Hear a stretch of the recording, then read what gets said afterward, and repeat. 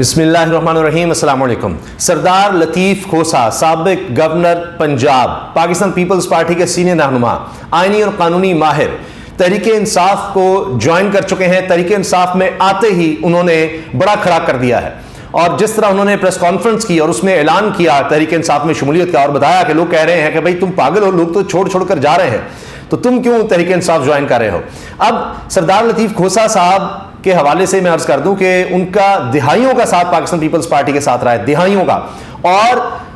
جو بہت قریبی لوگ تھے آصف علی زرداری کے یا پاکستان پیپلز پارٹی کے اہم ترین لوگ، ان میں سردار لطیف کھوسا صاحب شامل ہوتے ہیں۔ اور یہ نہیں ہے کہ جناب جس طرح ہم دیکھتے ہیں کہ ابھی استحکام پاکستان پارٹی میں جتنے لوگ ہیں زیادہ تر وہ ہیں جو کبھی کسی پارٹی میں، کبھی کسی پارٹی میں، کبھی کسی پارٹی میں، یا ابھی جس طرح نون لیگ لے رہی ہے لوٹوں کو، تو سردار لطیف کھوسا صاحب کا وہ معاملہ نہیں ہے۔ وہ ایک ہی پارٹی کے ساتھ رہے ہیں اور دہائیاں ساتھ گزاری ہیں، تو یہ بھی اب نہیں ہے کہ اس عمر میں آ کے اور اتنی ان کی ساکھ ہے، پھر وکلاء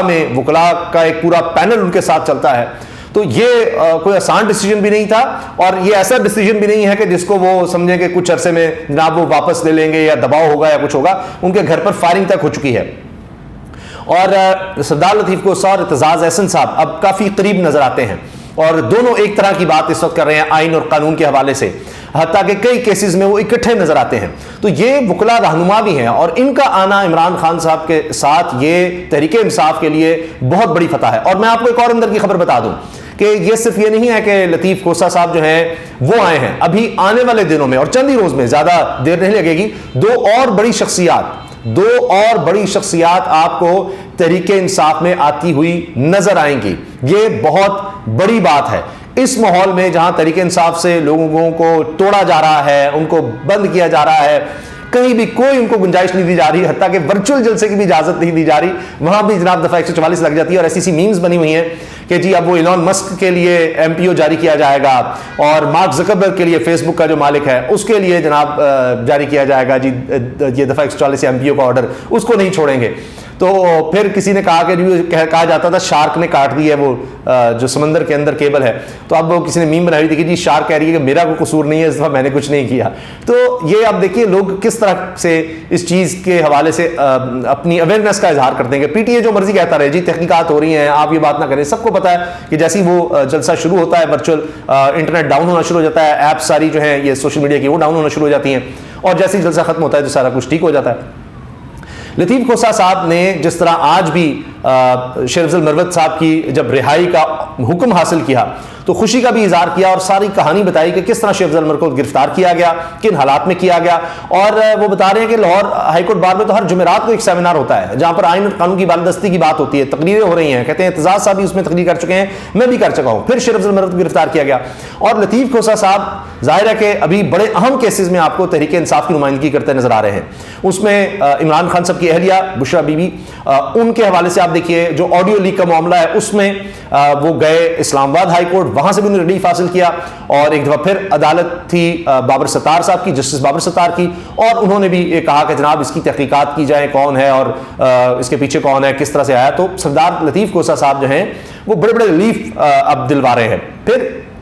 یہ آفر خود عمران خان صاحب نے ان کو کی تھی اور بار بار کی تھی، اور یہ بھی بات خود لطیف کھوسا صاحب جب عمران خان صاحب سے مل چکے جیل میں، اس کے بعد انہوں نے یہ اظہار کیا اور کہا کہ میں سوچ رہا ہوں، مشاورت کروں گا، یہاں تک کہا کہ اشارے دے دیے تھے کہ وہ آ رہے ہیں، اور اس کا ہم نے ذکر بھی کیا تھا کہ لطیف کھوسا صاحب تحریک انصاف میں آئیں گے، لیکن یہ بھی انہوں نے کہا تھا کہ میں الیکشن لڑوں گا یا میرا بیٹا لڑے گا، یہ بھی دیکھنا ہے۔ اب میں آپ سے عرض کر دوں کہ سلمان اکرم راجہ صاحب، اگر آپ ان کی گفتگو سنیں، سلمان اکرم راجہ صاحب بڑے زبردست بہت بڑے وکیل پاکستان کے مانے جاتے ہیں، اور جب وہ الیکشنز نہیں ہوئے تھے 90 دن کے اندر خیبر پختونخوا اور پنجاب میں، تو مجھے یاد ہے کہ جب سیمینار ہوا وکلاء کا تو انہوں نے کہا جی کہتے ہیں کیا ہوا، کہتے ہیں آسمان گر گیا، اور اب انہوں نے اعلان کیا ہے کہ جس طرح کا یہ جبر کا ماحول ہے، ظلم کا ماحول ہے، تو سلمان راجہ صاحب نے کہا جی میں ضرور الیکشن لڑوں گا، اور ایسے ماحول میں لڑنا چاہیے الیکشن، اور وہ کہتے ہیں جی یہ میرے جیسے لوگوں کی ذمہ داری ہے جو ایک بڑے وکیل بھی ہیں اور جن کو مالی طور پر کوئی مسئلہ نہیں ہے، ان کا ایک نام بھی ہے، اب ایسے لوگوں کو آپ کیسے گرفتار کریں گے، کس طرح کے کیس بنائیں گے۔ تو سلمان اکرم راجہ صاحب بھی میدان میں آ گئے ہیں، وہ کہتے ہیں جی میں تو الیکشن لڑوں گا، کوئی ایسے ماحول میں تو لڑنا لازمی چاہیے، سول سوسائٹی کو سامنے آنا چاہیے۔ تو یہ آپ دیکھیے کہ وکلاء میں ایک آپ دیکھ رہے ہیں کہ ایک ریئیکشن نظر آ رہا ہے۔ پھر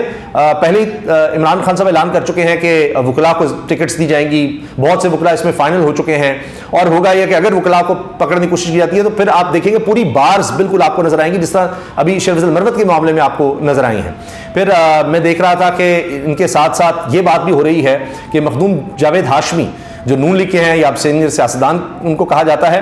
ان کے بھی کوئی بھتیجے کی بات ہو رہی ہے کہ وہ تو شاید تحریک انصاف میں آئے، اور پتہ نہیں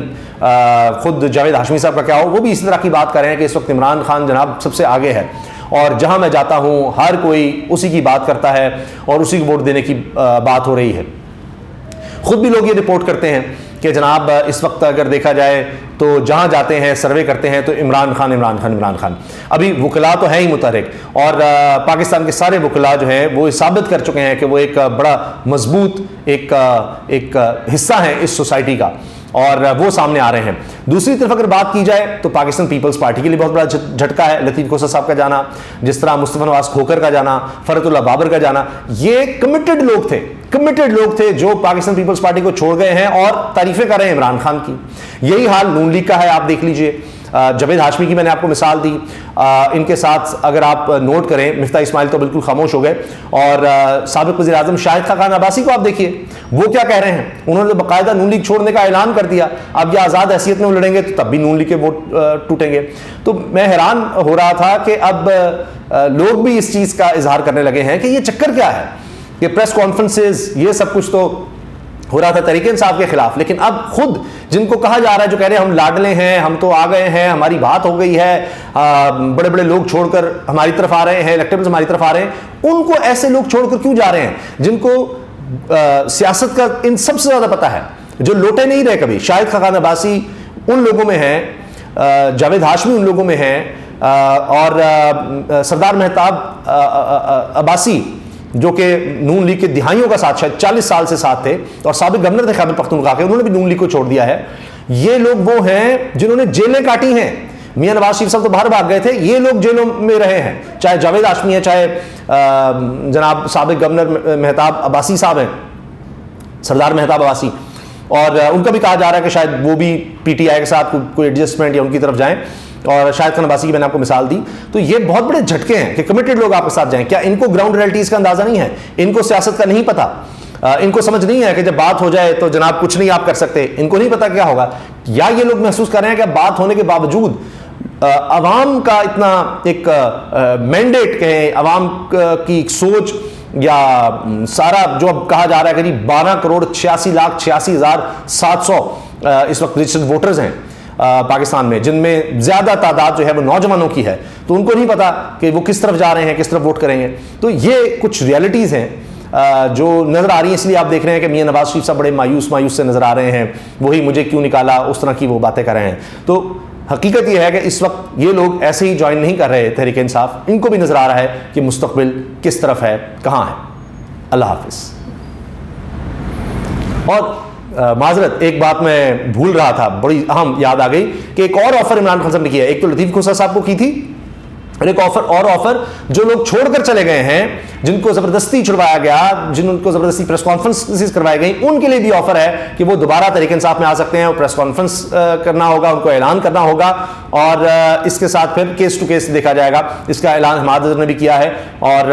اس طرح سے کچھ لوگوں کی، ان لوگوں کی واپسی بھی ہو سکتی ہے۔ ظاہر ہے کہ اب ان کو دوبارہ لاپتہ کرنا، اور یہ تو مذاق نہیں ہو سکے گا، کیسز ضرور بن سکتے ہیں۔ فواد چودھری صاحب کا بھی ابھی پتہ نہیں ہے، ان کے بھائی بھی کہہ رہے ہیں، ان کی اہلیہ بھی کہہ رہی ہیں کہ فواد چودھری الیکشن لڑیں گے، کس پارٹی سے لڑیں گے وہ بھی ابھی کلیئر نہیں ہے۔ ابھی حال ہی میں جیل میں ان کی عمران خان سے ملاقات بھی ہوئی تھی، تو اس میں بھی یہ باتیں ہوئی تھیں، تو کہ عمران خان نے کہا تم کدھر، کہتے ہیں جی بس دیکھ لیں۔ اور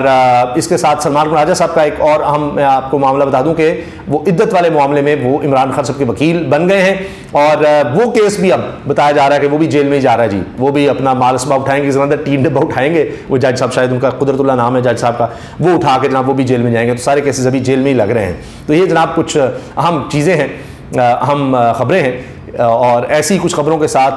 کچھ اہم ڈیولپمنٹس کے ساتھ انشاءاللہ اگلی ویڈیو میں ملتے ہیں۔ اللہ حافظ۔